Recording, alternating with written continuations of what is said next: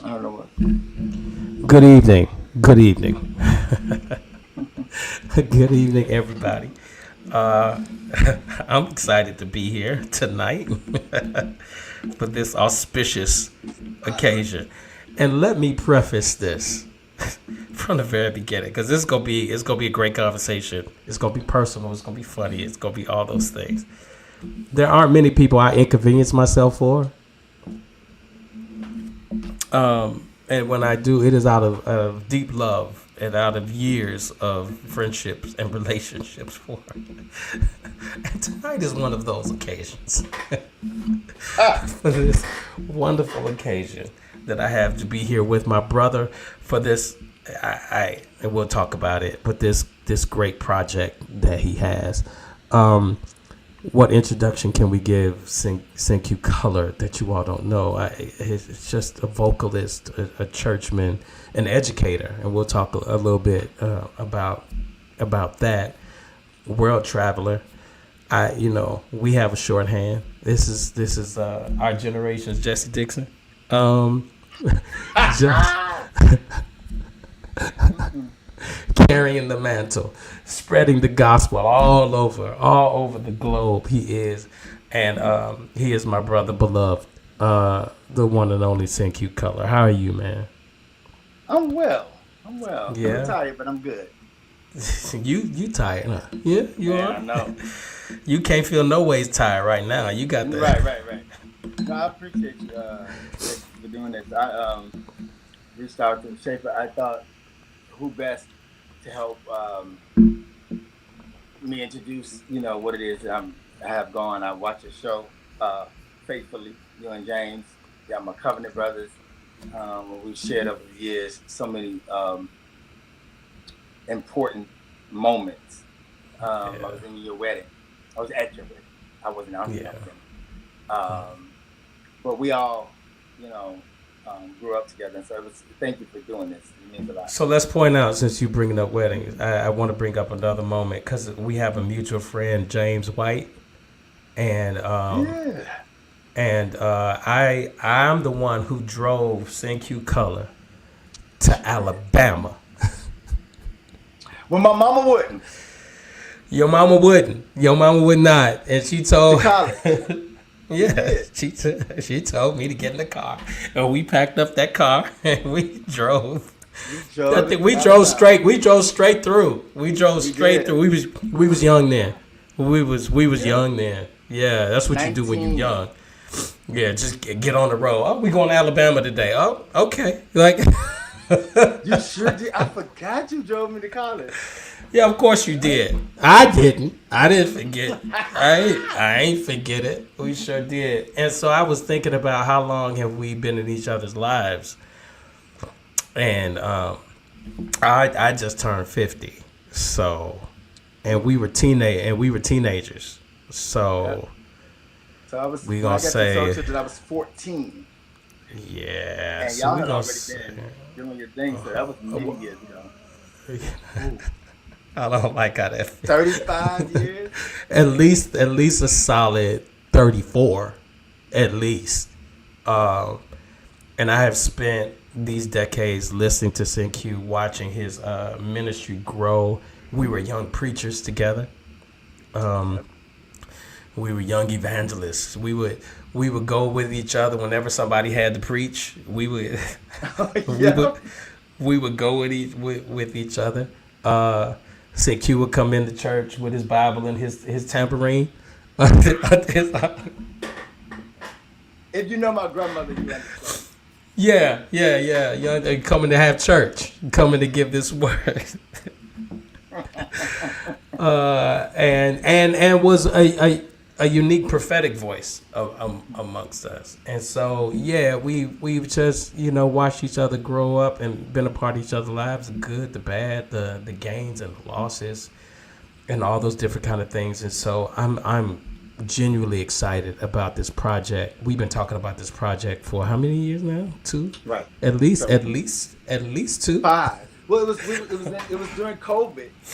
When we started, so in 2020 is when I started to kind of build the foundation and started looking for songs and the whole nine, Yeah, yeah. It's I'll been tell that you why it's long.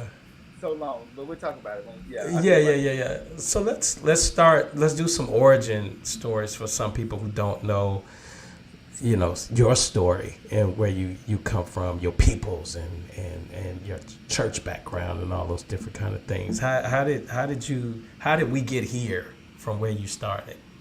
So I started um, very long time ago. I grew up in church, born in church, but I used to go to a storefront church called Greater Mount Carmel Missionary Yes, Baptist Church in yes, Chicago, 842 West 79th Street. yes, Yeah, shout yes. out to Yeah. GMC. It's no longer, he's not even there anymore. Some apartment buildings there now. But I grew up there, and I had, like Lavonja Hubbard was my minister of music, and Tony Butler played, and he had Cedric James and on the drums. And so it was a small church with these huge personalities, and I remember Lavonja putting me up to sing in the we called them the JCs, the junior choir. Um, many years ago. I had to be maybe 6 or 7, and I was leading. So I told her I wanted to sing her song. It was called "Work It Out." This is before New G had recorded it, and so she let me sing it, and the rest is history. So I started singing and sang for many years in the church, and then my grandmother saw the Soul Children on TV. I mean my mother's mother, and she called me and asked me why wasn't I in the choir. And I told her because you have to audition and you have to have money. So long and short of it is, I got in the choir, auditioned, got in the choir. When I got in the choir, I found out that I wasn't the only one that could sing. In fact, there was a whole bunch of singing kids who did it better than me. They did it better than me. They were more disciplined. They understood, so it was that kind of thing. So the Soul Children is where my life changed. Yeah. Uh, like I'm talking about everything shifted in my life, my perception, my perspective, my paradigm, everything shifted when I got to the Soul Children. I came in a little Baptist singer thinking, you holler real good, you know what I'm saying? But Soul Children challenged me to learn the word, challenged me. Mr. Whitman was a stickler for discipline and performance and it being right. And so Soul Children did that for me. But Soul Children also introduced me to a brotherhood and a sisterhood that was for life. And who knew? Yeah. But Yeah. Yeah. these are, we know each other's mamas.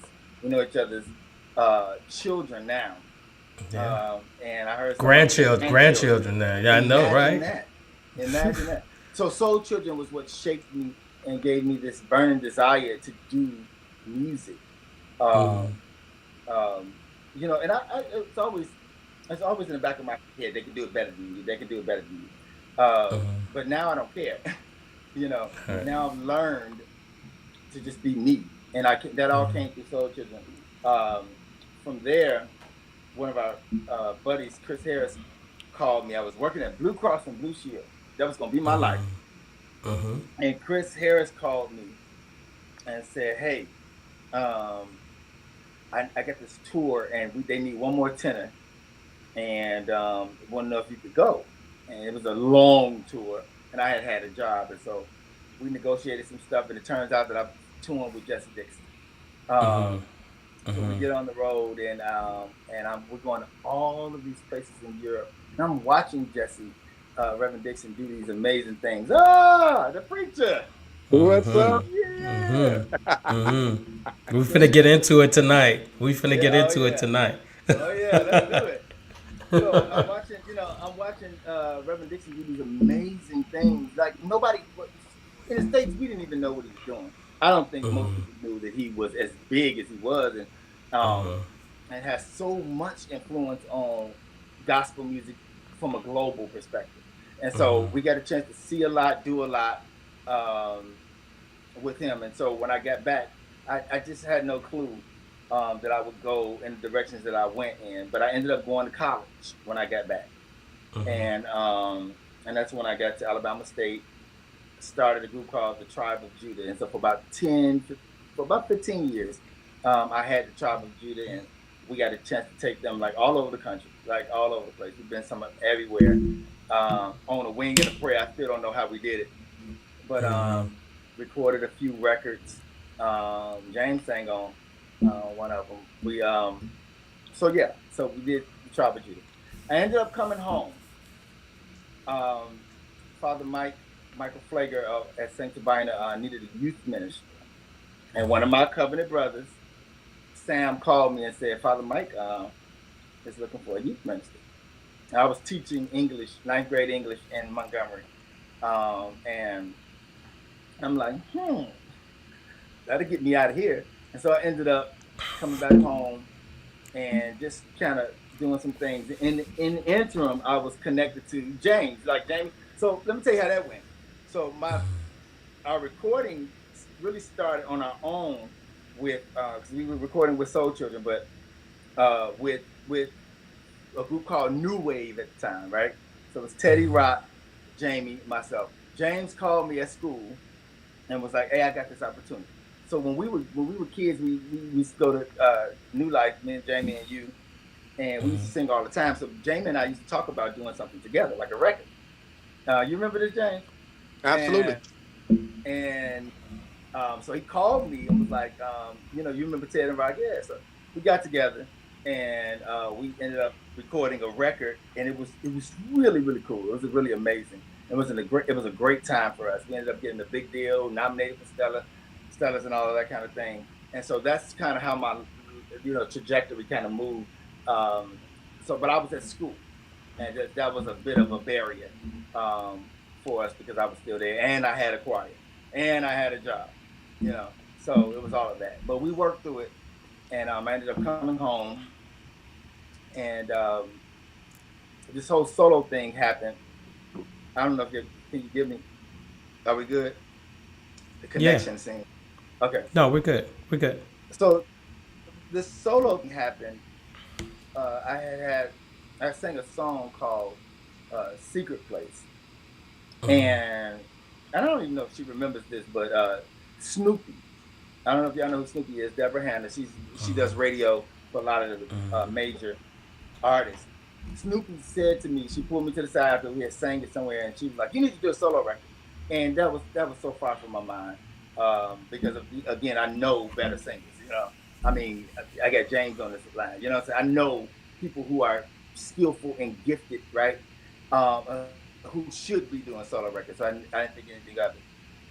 But some years passed, and an opportunity came for me to sign a deal to do a solo record, and it ended up just not happening.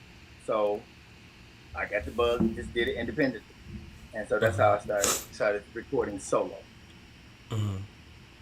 Long story. Yeah, no. That's great. But I want to go back because you skipped over like a million different, glossed over some important things.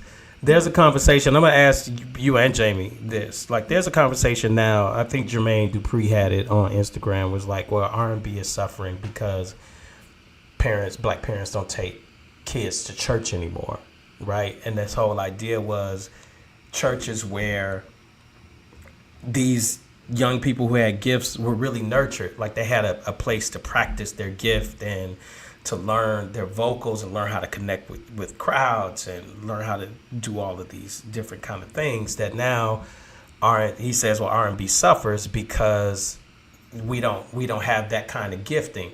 And if you look at it like our generation, if you look at Coco, if you look at Kelly Price, if you look at Faith Evans, if you look at Tank, if you look at like all of these, Whitney.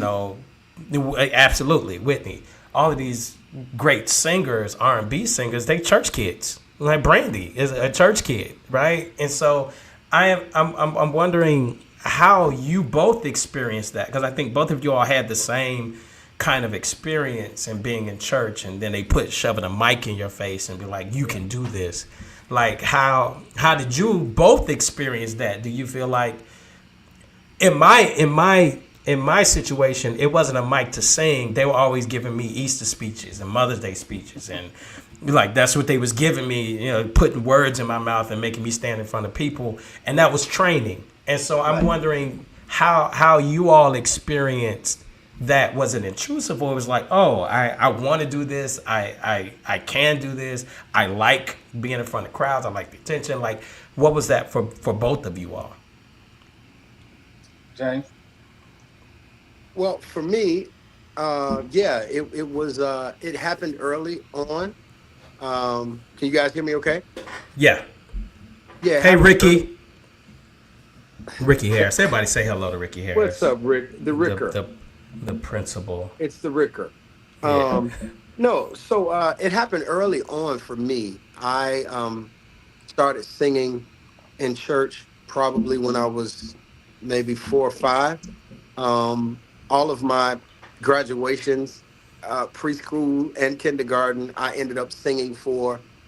So it was always somebody shoving a mic in my face and saying, "Hey, you sing, do this." So yeah, but I loved it. I love music. I always loved singing, and it was pretty much all I did anyway. And so having the background of the church, of course, you guys know I grew up in Pentecostal church. I grew up in a family of singers. All of my family can sing or are musically gifted in some way. So that was fun, having people that could sing and hear and harmonize and all of those things. And so for me, because I was started young, my gift was a little beyond my years. So my aunt made me sing with the adult choir. As a matter of fact, me and my cousin, who's now the pastor of the church, Chris Harris, we were singing in the Sunshine Choir, um, and so once they started hearing us actually sing, they were like, "Yeah, y'all can't do that no more. We need y'all need to sing alto with the adult choir." So we were up there singing. So it was fun for me always because I was around adults, and we thought we were grown, and we had the whole we can sing with the big choir, we ain't got to sing with them little kids and all of that. So it That's was where all that of that comes from. stuff. Yeah, it was. Yeah, Yeah. yeah. That's where that So it comes. was fun. It was fun for us. But yeah, I enjoyed it personally. Yeah. Yeah. Same here. Say Q before you answer that. I wanna send a shout out to all the people who are watching. Portland, how you doing, Portland? Tamil, hey, how are you? Praying for you, thinking about you today. Brother Ramon Perry, good to see you. Saw you last night, getting a chance to speak to you, but God bless you, everybody who's watching. Thank you Hey, for hanging everybody. out with us. Good to Yeah, see y'all. Say Q, go ahead. No, yeah, similar experiences. But Lavanja, she was a little different than they. I wanted to get in the big choir and begged her. I was an alto. I thought I was pretty strong. She just wouldn't let it happen. She Wow. said, "You'll get there when it's time." So she didn't let me get there until I was a little older. But all that singing, I just thought it was natural. I didn't know that this wasn't most everybody's experience. Everybody who I hung with, even in high school, everybody sang. So I didn't know that this wasn't normal, like in that way. Um, but I'm gonna tell you the shocker, and before you got on, the shocker to me was when I got in Soul Children, and I saw that these people can sing, and they sing like adults, like they are, like these lead singers are solid, Yeah. and so yeah. So let's talk about that, because that's a converging moment for all of us, right? That's how we met and became family, is by the vision of one Dr. Walt Whitman. I kind of want, there's so much I want to do. Like, there needs to be a documentary. We need to, there's just so much stories that need to be told about this man who had a vision that brought all of these kids together from across, Chicago, and we found each other. And at a specific time, there's generations now in Soul Children, and we've had some internal conversations about the generations. I don't really think we're not gonna do that. It's all good, but at a specific time for us when we were there, it was very early on, in the formative years. And I wonder how, coming from your church choir, now this is a professional environment, and we all know how demanding he was. Sometimes it felt like it was unreasonable. Right. He was a task master, and he was after something, and that type of excellence shaped us.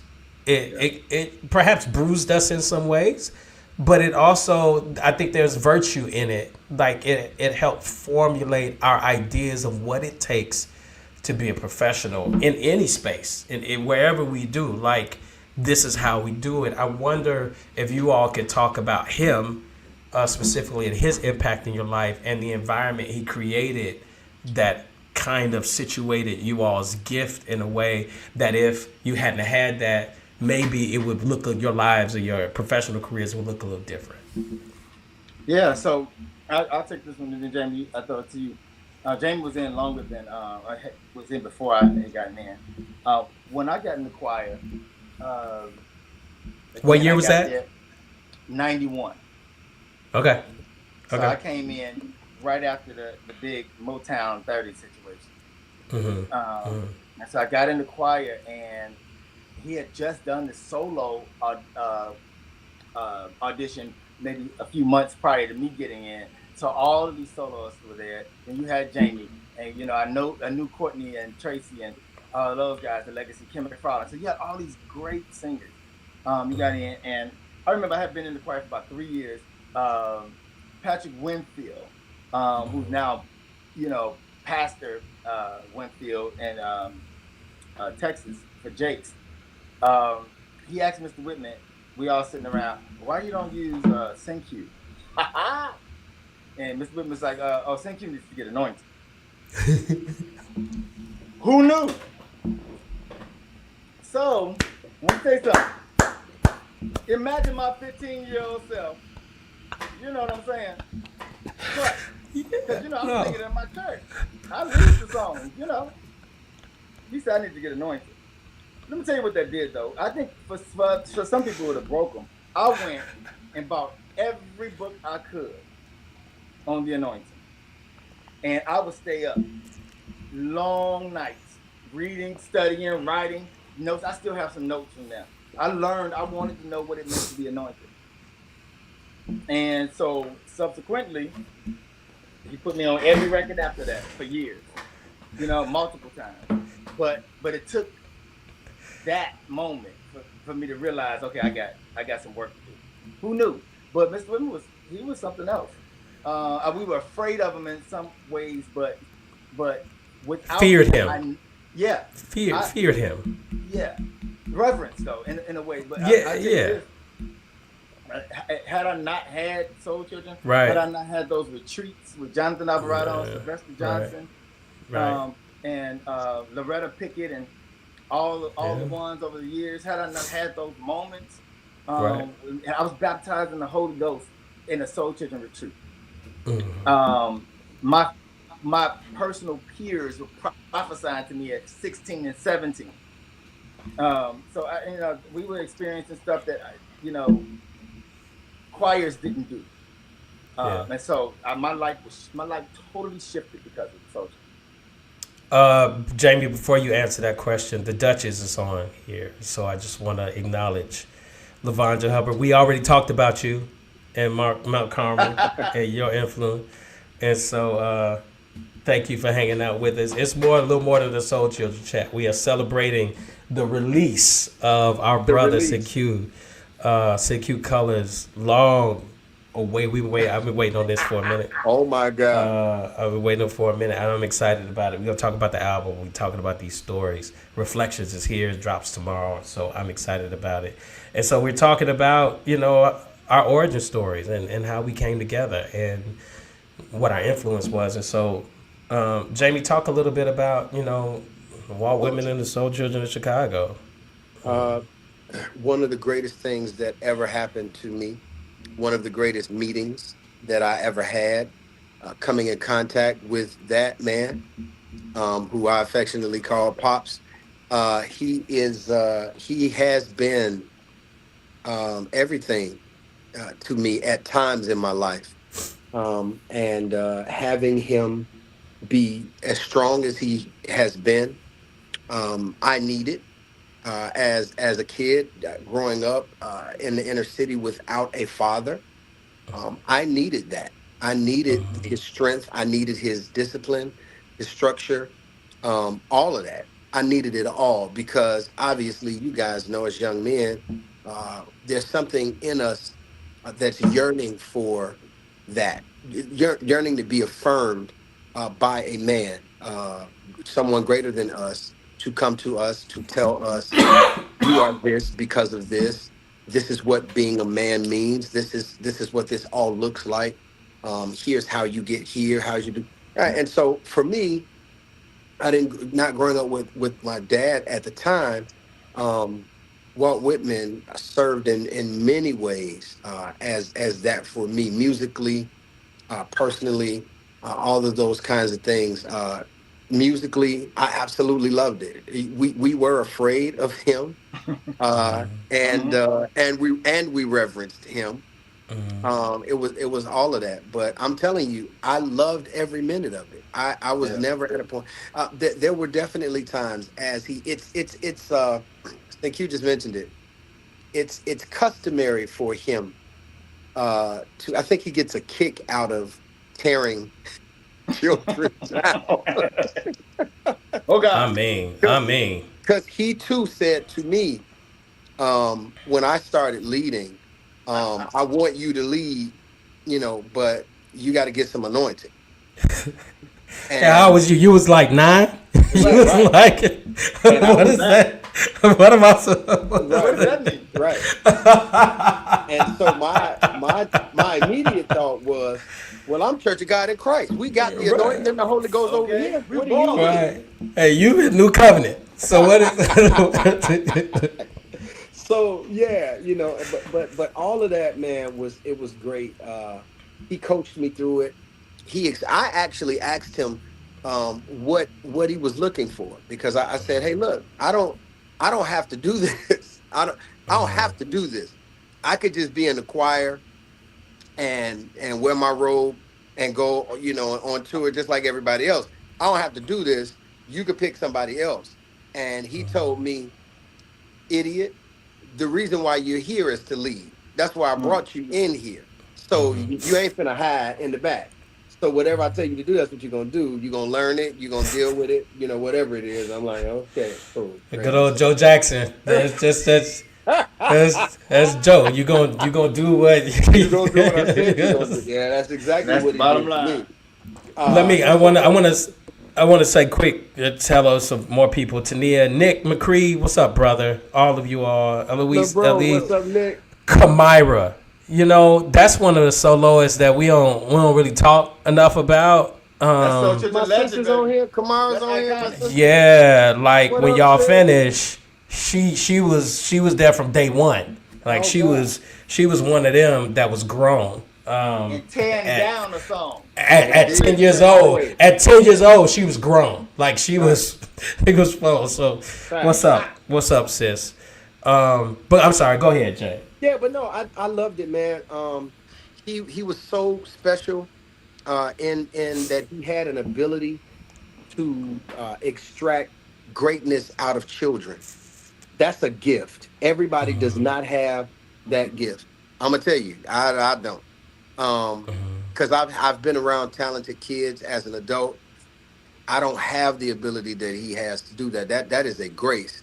Mhm. And so the fact that we got to watch him, his genius, to listen to him, to be taught by him, all of the music that we learned, that we were exposed to, that inner city kids from Chicago weren't listening to these kinds of songs, weren't being exposed to singing in Russian and Italian and all of that. We were Sign exposed to, language.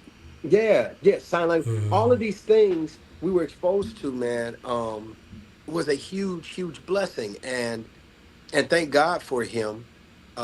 And I believe he's had a rich uh, kind of involvement in all of our lives. I mean, in one way or another. I'm sure. Of course, you guys are my brothers, so I know. what your thing is, but if we talk to the soul children, at large, I'm certain many of them have testimonies of just how great he was, and all of that. So it was a wonderful time in life. It was great for us. But yeah, man, I owe everything to him. And I Yeah. and I tell him often, I don't know what I would be doing if Soul Children had not got me at a moment. In that moment in my life Hmm. was very pivotal. I was on my board. I was in Inglewood. Y'all know my story. I was on my way a different way. And so it for me, it shifted my life. So I'm grateful, man. Love him. Just love him, the camaraderie, meeting you all, many of our other covenant brothers. It was amazing, man. God was so faithful to us. And the fact that we are still in covenant with each other and loving each other and here to celebrate Prophet Color and his new offering. I mean, it's just great. I absolutely love it. So what I'll add to that is he is one of the most significant people in my life. Like Sure. without him, my life would have been totally different. Yeah. It's interesting because as I get older and I recognize this about myself, it's like I don't get starstruck or I'm not intimidated by stages. I'm not thirsty to be seen in the limelight because we were Yeah. exposed. We were doing all this when we was kids, Yep. right? We was on stage with Diana Ross. Like, what do we, like, Neil I Diamond. mean, Garth yeah, I Brooks. mean, we been to the White House. Like, we've done national specials and sung, to millions of people across America or whatever. And it's like, when you're nurtured in that, it heightens your level of professionalism, and you understand discipline about some things, and you don't take it for granted, but you approach it very differently. And he also exposed us, like he took us around the world, literally. Like I'm Yeah. like not just America, but we like went around the world. We saw different spaces and different churches and different. We all had come from storefronts, and all of a sudden we singing in some cathedral in Washington D.C. and all these thousands. We had never seen like anything No. like that, and so it exposed us. Our By exposing us, it expanded what we thought we could do and what we thought we could be. We met people like a Lucretia Campbell, you right? And we were Rest. just introduced to all of these other people who were very gifted. We did concerts, you know. Gosh, who would we get? Vicky Winans, Vanessa Bell Armstrong, the Tommies, like all we were on stages with all of them. And we were kids, Yeah.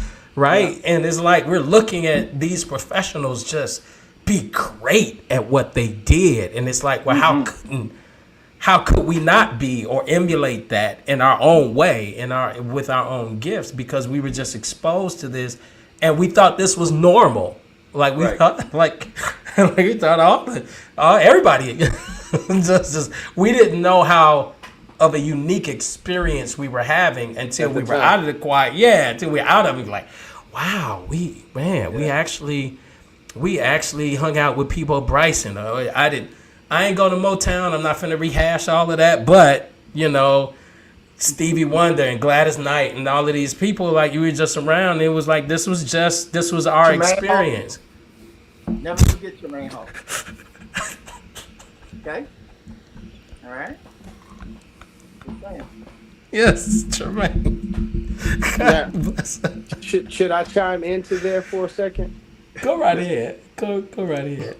Being a part of this kind of performance based choir, coming in contact with these kinds of people, we had several interactions with Tremaine Hawkins. Several. We sang with her several times. As a matter of fact, I shared this on my podcast with Mr. Whitman. I don't know if you got neither one of you were there, but if you guys didn't hear it, I'll share it with you. Tremaine Hawkins originally asked uh, for us to back her up, and so when she found out that we were going to be there, she was like, "Well, hey, we can put the kids on, medley." So we did a medley. We did our own set. We sang our own stuff. We also did a medley, with Tremaine.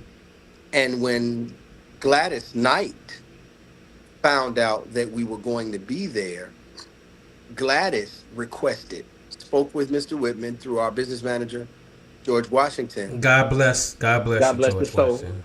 Yeah. George And Washington. said to him, hey, listen, you think the kids can get on a song with me? And so obviously, Pop was like, yeah, of course we could. And so what ended up happening, um, we didn't know when we went that we were going to sing with her. So when we got there, they laid out the song, and after we had rehearsed that day, we had to go to the studio that night to lay down the background vocals as the choir. Like, so that was really my first experience with stems. We went into Pop took us in the studio, maybe about 40 of us. We recorded everything there, and then those vocals were used live on the show, to undergird the vocals, just to make it polished and clean. But I brought it up because we didn't go there for Gladys. We went for Tremaine. When Tremaine found out that Gladys was inviting us, Tremaine had an issue and said to Gladys, now we're kids, right? So we're around all of these celebrities, right? And we see these exchanges. So we're ear hustling. We see these two Right. divas, one from Right. Yeah. gospel, one from Right. they're talking, and we hear Tremaine say, well, they ain't here for you, Gladys. But they came for me. And Gladys said, well, honey, you ain't even Motown. Oh, did you hear what I'm saying to you? If we wrote these stories in the book, Did I y'all tell wouldn't you? believe it. Y'all Oh, we wouldn't got believe plenty it. of them. It was hilarious. Just because they did it within earshot of us. So we were ear hustling and just having a Look. good time. But anyway, you said Tremaine. I've thought about that, but go ahead. I'm sorry. Yeah, no. So CQ, I want to center it back on you because I'm gonna talk about this music and I want to talk about your influences, your vocal and musical influences. I know being in the choir, my first concert, Jamie, I think this was our first concert, our anniversary concert was Thomas Whitfield. That was Thomas. It was Thomas Whitfield. Was it Thomas Whitfield and Lucretia, or was it Durrell and Lucretia the year before, and then it was Thomas Whitfield? Yeah, I'm it not was sure. It was yeah. It was them Durrell and first, Lucretia then one year, and then Thomas Whitfield. So Thomas Whitfield was my first anniversary concert. Yeah. But you all were exposed to great, like if you all were lead singers, you all were exposed to some of the greatest lead singers. I think during that time, like late 80s, Yep. mid Best 90s, Yeah. you would have to prove to me, like you have to like show me, because you had Vanessa Bell Armstrong, which I knew for a while, because you was I was you was Vanessa, you was still am. I love Vanessa's gonna come out. If you listen to this record, Vanessa Bell is gonna come out of CQ's I know you mouth. would Like, like Vanessa, but no, I. I'm telling you. You had Vanessa, you had Tremaine, you had Vicky Winans, you had Daryl Coley, you had Rance Allen. Like you You all, had Fred. You had Keith. yeah. You had Marvin Sapp, Marvin Winans. Marvin Winans, Ron Winans. Shout out to Ron Ron, it's a singer. Yeah. BB and CC. So Thomas all Whitfield before Spirit all of came those were in and mine. got like. Yeah, so I wanna know who are your influences that you carry with you now. I'm gonna tell you who. These are the people who ministered to me, and I've always said that I wanted to. If ever I get up, I needed to be anointed because without it, everybody sings. So, like, actually, I have one of them coming, Lisa Page, right? Lisa Page for me was the epitome because she understood her voice, and every time I ever have ever experienced her, she just nailed it, right? And she always cut through. And then you have Vanessa, and you have the Clark sisters, and you have these are the people who I've gotten a chance to over the years as I've gotten older to become very close to. Um, but my biggest influence was, or the thing that made me know that I wanted to do ministry like this, We were at the Gospel Fest one year, and this guy came out in a all white, white pants, white shirt, by himself, no music, and started singing "O Lamb of God" a cappella. And I had never heard a voice like this, and I never heard somebody like cut through Chicago atmosphere, because Chicago's a hard city. It was Donnie McClurkin. Right. And I remember standing there thinking, what just happened? I mean, young Donnie McClurkin. Young Donnie McClurkin. Young Donnie. New York Restoration Donnie. Like that's before anybody even knew who he was. Yeah. And so those are the kind of people who I was inspired by. And over the years, every last one of them I got to become really friends with or close to. And I don't even know how God did it, but he figured out a way to make sure I was connected to those people. And I got to glean from them and learn from them and talk to them and just kind of be able to navigate through this whole business situation, you know? So yeah, all of those guys. Hawkins. So don't forget Hawkins now. Don't forget all of them. Lynette. That's the first song that I remember. Is "Be Grateful." Wow. I don't know why. Yeah. First song that I remember as a child hearing. Yeah. So let's talk about the record. We've been in anticipation of this record, you know, having conversations for at least 2 or 3 years or whatever, and a lot of ups and a lot of starts and stops. You talked about COVID and, you know, just all of that kind of coming out of that, and yet you had a vision for this record. I'm interested in whether or not, before we get into details, you had a vision for this record, and do you think that you fulfilled the vision? Is this artistically what you intended for it to be? Yeah, in fact, you know, I'm proud of this work. It was a long time coming, and it took a long time. One, because we started in COVID, and then I'm independent. I'm an independent artist, so I'm doing it on my own. And if you do it right, it can become costly. And I just didn't think I was getting there yet. And let me just tell you, this is the first time I said to God, this is a true story. I said, you know, I'm gonna do it one more time, and that's it. I ain't doing no more. If you don't let this happen right, and we have some semblance of success, I'm done. You know, because I can be doing other things, right? And I got stopped in my tracks. Like, who are you? That treasure that I put in you didn't got nothing to do with you. You're gonna do what I tell you to do when I tell you to do it. And that's how I felt about this record. I wasn't sure. You know, my voice is changing. Nobody told us that when you turn a certain age. You know what I'm saying, James? Have you experienced that? So stuff starts shifting. You know, the things that I could do easily, vocally, I just couldn't do. And so I started to work through this record, and I had to take my time. You know, I'm going to work by day, and at night I'm in the studio. And there were some times in the studio at night, it's like, no, go home, sir. And try again next week. Take 2 days off. So that's what we have been working on. We just wanted to get it right. And I feel good about it. That's interesting that you would talk about your voice, because as someone who has listened to both of you all sing for the last 2 or 3 decades, I know you all as singers. When I heard this record, I texted you and said, you sounded great on this record. Like,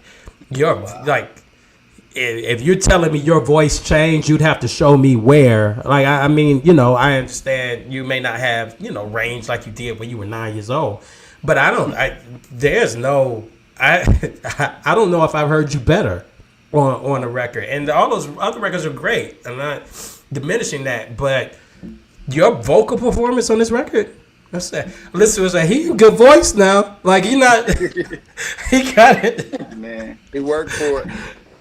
He's singing. I was like, he's singing now. It's like, so let's get into some of these records. First of all, tell me, what's your favorite, or what stands out to you? Maybe not your favorite, or what song stands out to you on the record? The two songs in particular right now. It may change, but there's a song called "Wow," or beyond. I love that record, and I told you about that record. I You like it? love that record. I love that record. So My Dope song. favorite. I think originally, and I don't know this for a fact, but I think he really originally wrote it for New Direction because it really feels like something that New Direction would do. Vincent Gray wrote it. And he came and sat in my kitchen. He played it, and I could not believe. I was like, I love this song, and I don't think he wanted to give it up at first, but he went ahead and gave it to me, and I like the song because it's prophesying, but it's prophesying scripture. It's so good. But it's totally out of character for me. It's different. You know, It's different. yeah, But yeah. you did it, man. Gosh, I love that. I love you on that record. I appreciate that because I wasn't sure. Yeah. No, no, no, no, no, no, Yeah, no, and no. then the You. other one, which is crazy because this one was the hardest one in the studio, um, because me and Rick Robinson wrote it.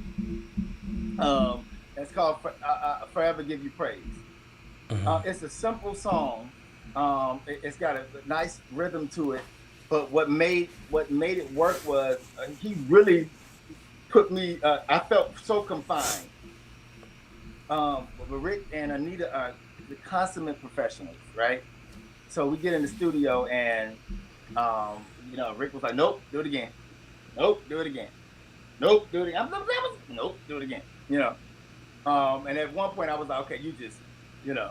And so we went back and forth, and I saw Anita last night. We were laughing about just that I got frustrated with them, and I know they were frustrated with me. But when it ended, I like what it came out to be, and I understand now because Rick understood from a production standpoint that he was going to build stuff around it, so it didn't require you to oversing it or sing it too much. Like go with it, like trust him. And I remember telling you I was mad at him, and you told me, Patrick, you said, do what he tell you to do, trust him. You remember you said this to me? I did. Do what he Yes, I tell you. did. I Yeah, did. dude, just go. What do you have to lose? And so I'm Yeah. glad I did. Yeah. Yeah. James, you worked on this record. You were with him on it. I wonder how did you experience like what stands out on the record for you? What maybe your favorite tunes on it, and how was this process different? Helping him and kind of being the support for him through this project.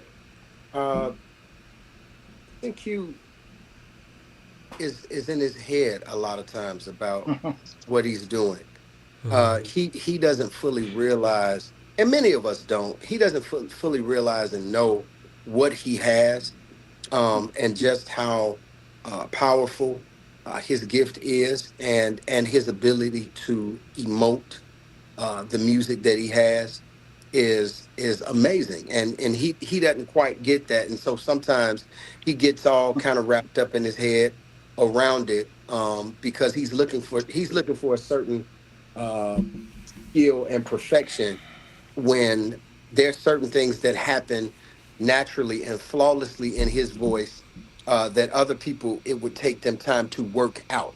That's what I'm trying to get him to see on certain stuff. But working and listen, we've worked together for years, obviously on different projects.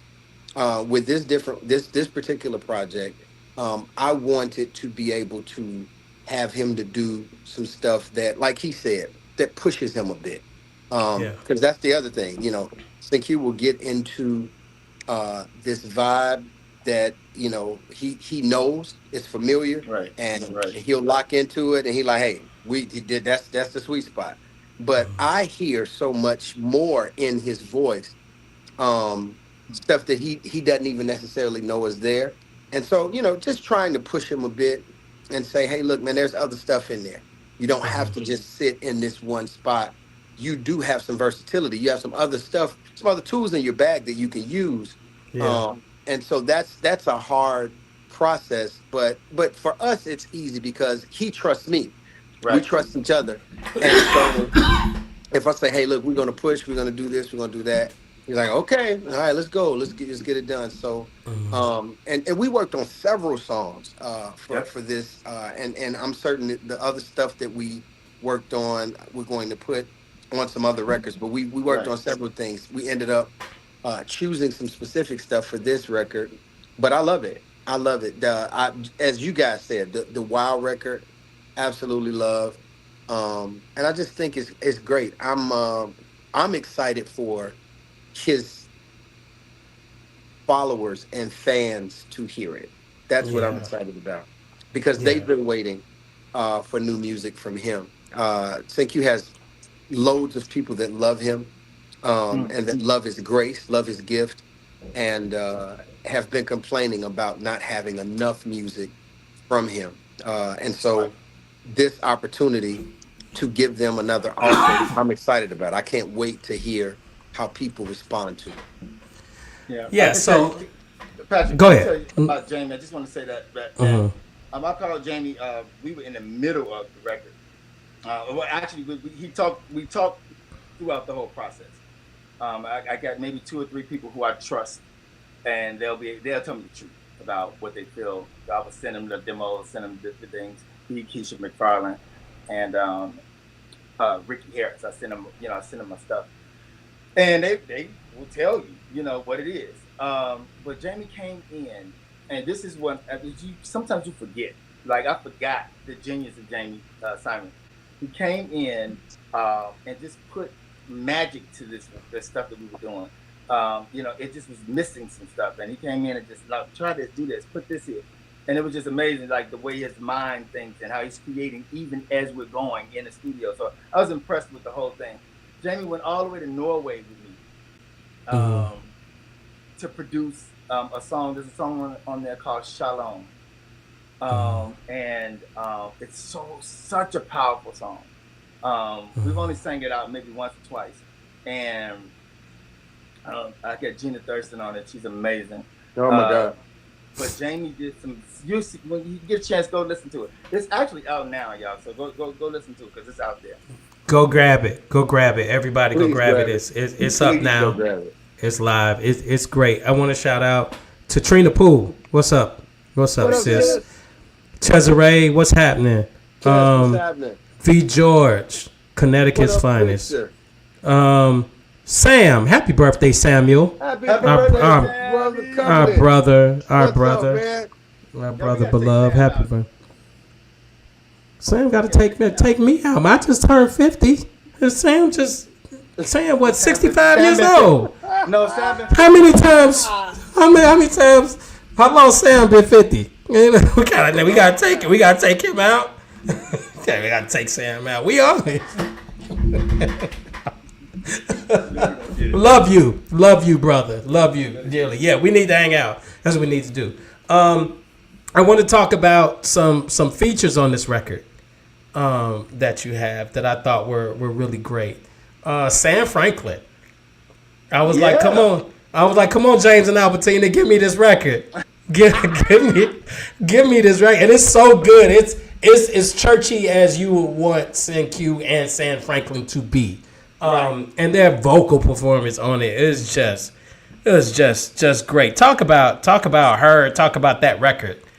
So let me tell y'all, I met Sam Franklin when I was a kid. Time out. Richard Gibbs, the legend. Richard Gibbs. What's up, big bro? Thanks for joining us, brother. Absolutely a legend. God bless you, man. God bless you. So I met Sam many years ago through Terry Moore. We were all kids, and we went out to hear Sam, and I never forget her voice. I never forget her tape. And years later, she was singing with Walter Hawkins. Yes. And he came in just in the nick of time. But I saw them live, and she did Yvette Flunder songs. Wow. And and y'all know I love Yvette Flunder, but Sam Franklin wore them out. So anyway, that went down. That song I was supposed to do with Floyd Wilkerson. Okay. And Shout out to Pastor Floyd. Pastor Floyd. I'm sorry, Pastor God bless you. Congratulations. Last night. Yeah. I completely love, just adore Floyd Wilkerson. Period. Absolutely. And we couldn't make the schedules match. And so I don't even know. One day I was like, you know what? I'm gonna call Sam because I wanted her to do another song. I wanted her to do the All Right song, Be All Right. And I called her. I sent it to her, and she was like, yeah, that's cool. And the more I thought about it, I said, I sent another one. I said, can you try that one? And she was like, I love that. That's the one. Mm-hmm. and we came, and I promise you, we knocked it out in 2.5 hours at best. It was just Mm-hmm. easy. It was fun, and Mm-hmm. it's true. You know, Yeah. after COVID, that song says "I'm still here," and I started to think about all of the people who we lost. Good God. All of our friends. Chris Bolton. I can go down. I go down the list of people who during COVID we lost, and they're still here. And I can start Yeah. telling you stories after stories of how I know I could have been gone here from this planet, and God made sure we're here. And so it's this gift. And so when Sam started singing, it was a lot of stuff we couldn't keep, but she preached that all the way through. Wow. Yeah. So yeah, Yeah. I love Sam. That's Sam. Yeah. Amazing. Spectacular. Amazing. Yeah. Another feature, which I was interested. You have some features that are interesting, but you all picked a new wave record, Yeah. So and it was a record, I called them, and right? you know, some of their wives, some of our Mm-hmm. sisters in the Lord. Mm-hmm. Mm-hmm. Why did you choose that song? Mm-hmm. Because that's not a typical new wave or 42 song, but that song is so powerful. Now, which one you talking about? Because we may not be talking. We may be talking about two We different talking about records. two different songs. We did Okay. a new wave song. Right. We did it. Right. And then we did a song with new wave. Right. So I'm talking about the new wave song you chose to do. Okay, Okay. Let's talk about that one. Okay. Okay. All right. So that one wasn't okay. It wasn't intended for me to do. Initially, so I have a group called the Peace Tree, who were Shout out to the introducing. Peace Tree. Man, let me tell you something. I love them people. Like they are a Singers. good time, and they have hearts of gold. Like I love the Peace Tree. And they were birthed out of. I'll tell you about it during the concert. If you come to the concert, you'll hear about it. But I needed a group like them to support what we're doing, and I'm watching them grow. And so anyway, we're doing a record on them coming up. And so Jamie and Nisi, LaJanice Robinson, Nisi, have done some vocal production with this group. But that song was the song was intended for the Peace Troop. And Jamie and I talked about it back and forth. The record was still missing something, and so we just decided let's knock it out. What I didn't realize, Patrick, was how high that song was. Listen, when I tell you was in good voice, I was like, okay. Like, I was I don't like, know how it came out. I don't know if it ever came out again. I was like, okay. dang. Okay. I had to go back and listen to James. So Jamie recorded it originally, and nobody can, do a James Simon song. You just can't. But Right. so I had to put my own little spin on it, take on And it. did. My Baptist. And did. And And did. did. And, But, nailed it. And Yep. nailed it. Like, you nailed it. Like, I'm not, Yeah. it's like, okay. It's Yep. like, James, so that let me was, tell you, James on the end. James came in on the end, and here's what people don't know: James literally did it in one take. He wasn't singing it for to sing it on the record. He literally Right. wasn't. He was actually laying a example for one of the Peace Troop members, and we just ended up keeping it. I begged him, please let me keep it, because he wanted to go and recut it. I'm like, no, raw Yeah. and easy. yeah, he just let him, he just was feeling that. And you just let him, let him go in and sing it. Another feature on there was another brother of ours, Johan. Johan. Well, his mama named him Shannon. Okay. I like Johan. Shannon. Johan. Okay. Johan is crazy. But that's his middle name. But yeah, so Johan, Yeah. let me tell y'all how this happened. I'm not lying. We were listening to the song in the car, and Johan says to me, "It's just missing something." And I thought it was fine, but he said it wasn't good, and he got on my nerves. So I said, "Okay, I'll tell you what. Come show me what you mean, because I don't know what you mean." So I brought him in the studio. I mean, he had no intention on singing. And he was like, "Let me show you." And he started doing these little rips and runs. He didn't know that the engineer. I had told the engineer to record whatever he's doing, and I just took it and just placed, his runs different places. He didn't know where I was going to put it. He didn't even know he was going to be on the record. So it was just, he was just in accenting. And that was a Chris Lewis song. Chris Lewis recorded it many, many years ago. And Chris has some people in the background doing something totally different, but like it. So yeah, that's how he got on there. Happenstance. And it was great. Like I loved what you all did with it. It was great. Like it turned out absolutely great. And he was just a great vocalist. Yes. And so our brother. And then we have a Fortitude New Wave record, which we haven't had. We haven't had one of these records in a few years. We've all been waiting on, holding out for a whole nother project. But this came together.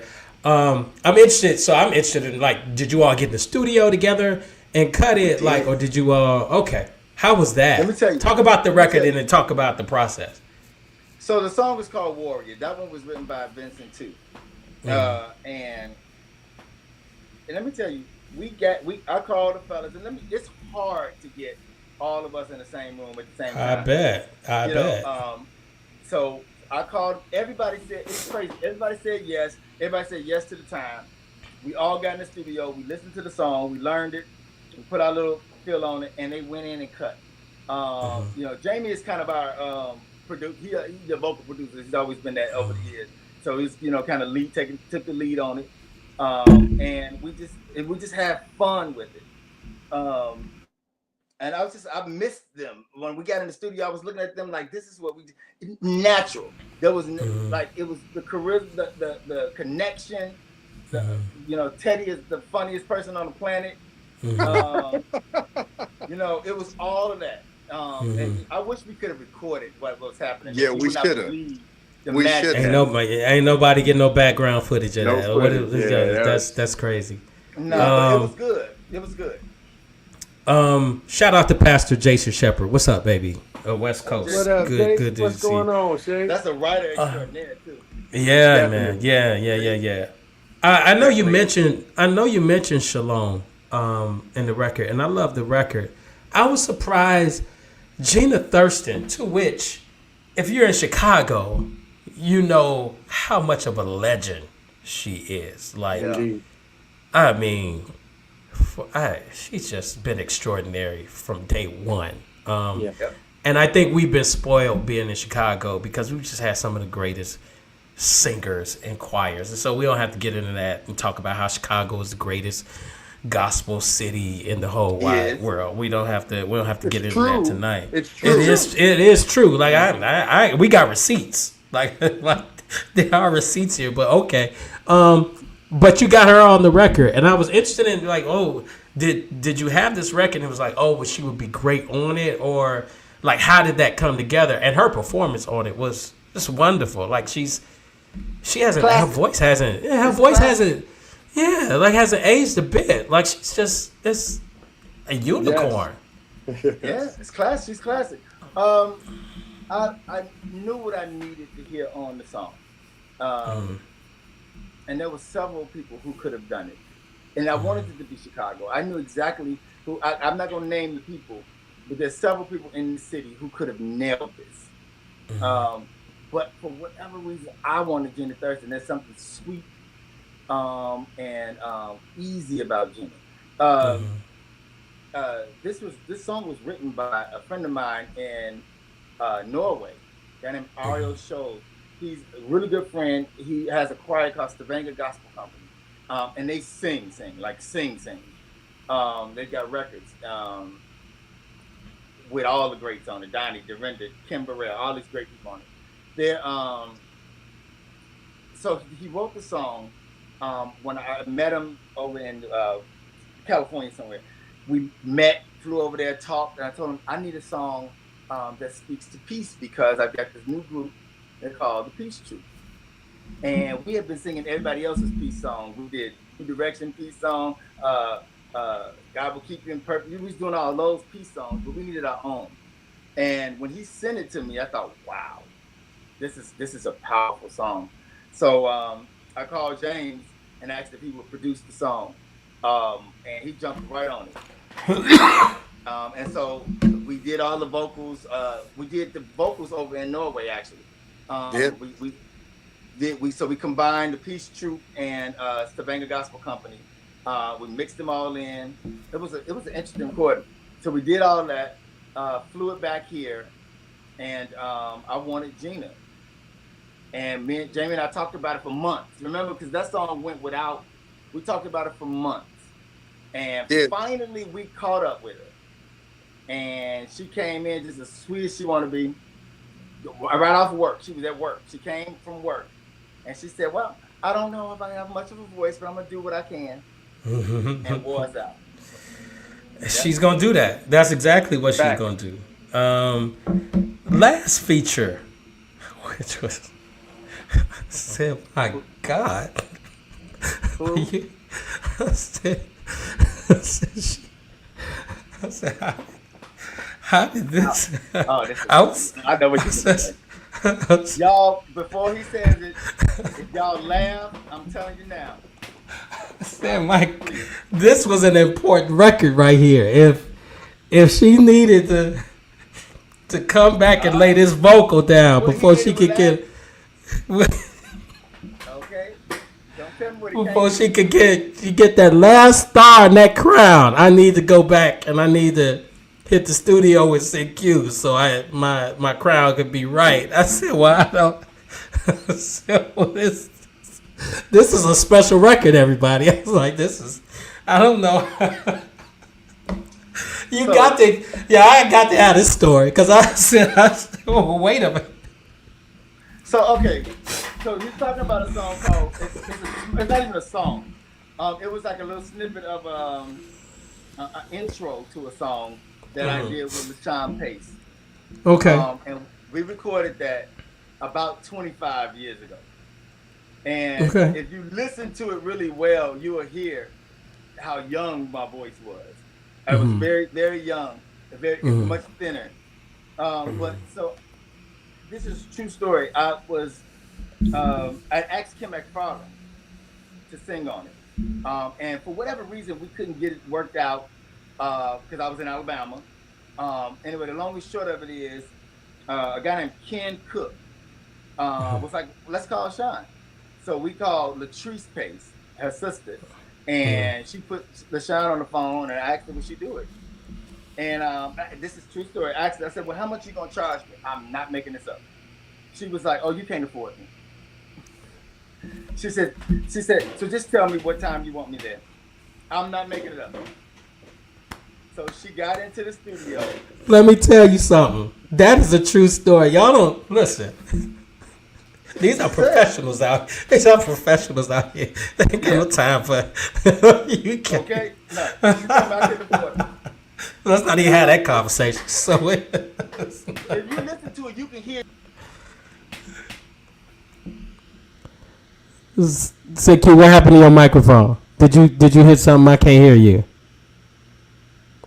I can't. You touched something. I can't. We can't hear you. You went out. You went out. Yeah, we can't. We can't hear you. We can't hear you. You did something. I need the rest of this Sean Pace story. Well, I looked at this record. I said, Jamie. I said, well, this was an important record. If she needed to come back and lay this vocal for CQ's record, I said, this got to be important. Clearly she did, and was in good voice. I said, she done got her vocal cords and tuned up over in glory. Came back and laid this record.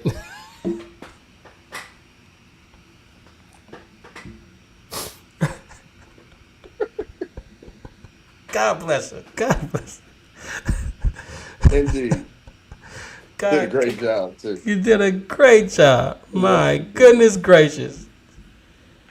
Okay. Are you there? Okay, yes, you're there now. There you go. There you go. So anyway, so she came to the studio. Mm-hmm. Her and Latrice. And this was for the Tribe of Judah's first record, And called this is in Lifestyle. Alabama. This was in Alabama. We were in Okay. Alabama. So Tribe of Judah, Lucretia was on that record. Oh my God, was she on that record? Mm-hmm. If you ever get a chance, y'all. Anyway, so we brought LaShawn Pace in. We gave her the music, and as she was listening to, I mean, watching and learning, she said, "Hey, I need somebody to go. I'm not making this up. To Waffle House to get me some grits. Absolutely. Okay, Yeah. and I Yeah. need y'all to have my grits done. I mean, ready when I finish the song." And I'm Absolutely. thinking, well, it's gonna take you some time, so because we're gonna work it right. She sang the song one time. Yeah. No stopping. No, let me do it again. I've never seen anything like it. One time. And that was it. And when she finished her last note, and we were going to put it on the record, but we didn't want people to. She was like, okay, where my grits? We still had it on tape. And that was it. And so Yeah. I just thought, just as a tribute, because she was so gracious, and Yeah. all the years that I've known the Pace, Latrice and LaShawn, they've been the most incredible people. And so I just wanted to pay homage to it. I got permission from my daughter, and so we're glad that she's on it. But it's gonna take you back. It's just one small little piece. That's a great. It's a great feature. It It's a great feature for you, for her, and to pay homage to her like that. You talking about an unsung legend. Yes, That's exactly definitely. what she was. And so Definitely. you just told us you paid LaShawn Pace for that feature with a bowl of grits. You can't True you story. can't you can't make that up. Now the only I'm gonna let you we gonna go. The only equivalent story I had was that there was a this is a true story. My dad told me that Milton Brunson and the Tommies brought James Cleveland to Chicago for one of their concerts back in the late '70s, and they paid James Cleveland with a bag of White Castles. That's all. That's all he wanted. When he got off the plane, he wanted 2 bags of White Castles, and that's all he wanted. So it's happened before. A mess. We barter. Yeah. Hey, look. It's what it is. But let me tell you, you can't beat it. You can't beat real people know how to see back into younger people. Yeah. And I will Absolutely. never forget that that was the perfect example of somebody who was at the top of her game during that time. And I literally, and Latrice will tell you this, I tried to give her some money. I literally tried in cash. I tried to. She would not take it. Yeah. Wow. That was what she Amazing. wanted to see. So Yeah. yeah, yep. So Tremaine would never. amen. I'm going on that note. Y'all get the record. I love Tremaine Hawkins. I ain't saying nothing. I love Tremaine. Yeah, we all love Tremaine. Love her. She ain't singing for no grits. No, She not. Like she's just not going. it's not That's gonna all happen. No I'm. White That's all I'm Castles. saying. No, that's all I'm saying. So everybody, go out and get this record. I'm telling you. It's amazing. If you look, if you're been a fan of St. Q's for all this time, this record will not disappoint you. It is a journey. It is everything is different. His vocals performance is just outstanding. The features are outstanding. I love this record. Go and get this record, please. Where can we find you? What else we doing for this We got record? And you got something else coming up with it. Yeah, we got a lot of Yeah. good stuff happening. God has been really gracious to me and the Peace Troop, and it's given us the opportunity to go a lot of places. So y'all get the record if you can, and then what I'd like you to do is listen to it for a few days, because on the 12th of April we're going to present this and the Peace Troop in concert. Um, and kind of we'll do some of the songs on the record, and then we'll do some of the stuff that we do when we're in Europe and everywhere. So we just want this is the first time that we've done anything in Chicago of our own, and so we're really excited because it's nothing like being at home Yes. and being embraced and loved. So if you don't have a ticket, please y'all go to my page the information is there. You can get it off through Noel, or you can inbox me. I get you tickets. But I want y'all to please come and support. I'm watching how everybody support everything that comes to the city that's not gospel. But I need the church people to stand up, and let me tell you, I've invited my nephews and nieces, and I don't know if none of them been to church lately, but they coming, and we're gonna make sure church is there. So let's come and create an atmosphere for people who may not be connected. So y'all come on. So it's April 12th. We're gonna be at Freedom Freedom Church Ministries on in Lansing. It's a little jewel out there. Most people don't even know it's there, but it's a little jewel out there, and they've been really, really nice for us. So come out. The ticket information and all of that is on the website and on my page, or any of the Peace Troop. They all have tickets, and somebody help them, please, because if they don't sell tickets. All right. Oh, okay, Walter. I know y'all hear me. Y'all. Say Q, before we go? Yeah. I just want to say, for those of you guys that are fans already, followers, supporters of St. Q Color, of course, you're going to do that. You're going to be there. But for those of you guys that haven't heard him, we want everybody to hear. There's something so amazing about St. Q's voice and St. Q's delivery. Something so heartfelt, something so warm, something that stays with you in his voice. And where we are right now in our country, we really need some inspiration, and we really need some music that can get us close to God. And I know that when you hear this project, that his voice does that, his anointing, his grace does that for the listener. So those of you that already know, when you buy your download or whatever, make sure that you gift it to somebody else. Make them aware of his ministry. Make them aware of his voice. He's one of those voices that's a treasure to the world, and that people need to hear and know. And he has to be experienced. So if you could come to the concert, that would be amazing. But if you can't, send some money. Hey man, that's always great. And if you don't do that, then download it and gift it to somebody, because I believe that the world needs to hear St. Q Color's voice. Right? Yeah. And I'll just finish and say, St. Q, I'm so proud of you. Yeah. I am. You're my brother, and so I celebrate you, your gift, your contribution. You've been in the vineyard for a long time. Yes, indeed. And I think this is such a phenomenal project. And so I'm proud of you. I'm expecting this to go places you haven't even imagined. Like this record, this is the record. Like this is it. And so I'm in anticipation of all the wonderful things God has for you and where this takes you. And I'm gonna enjoy, watching you on this journey for more people to experience what we've been experiencing, what we know has been in the you whole for time. Yeah. all this time. Like it's just. So I'm excited. I'm happy for you. Congratulations on this record. Again, everybody go get this record, share it. You'll be blessed. It will minister to you. And yeah, I'm excited. So we'll see you on the 12th, everybody. On the 12th, get your tickets. We'll see you there. Thank y'all for staying up this late. Sierra, you should be in the bed. Sierra Campbell. School, so we had to wait.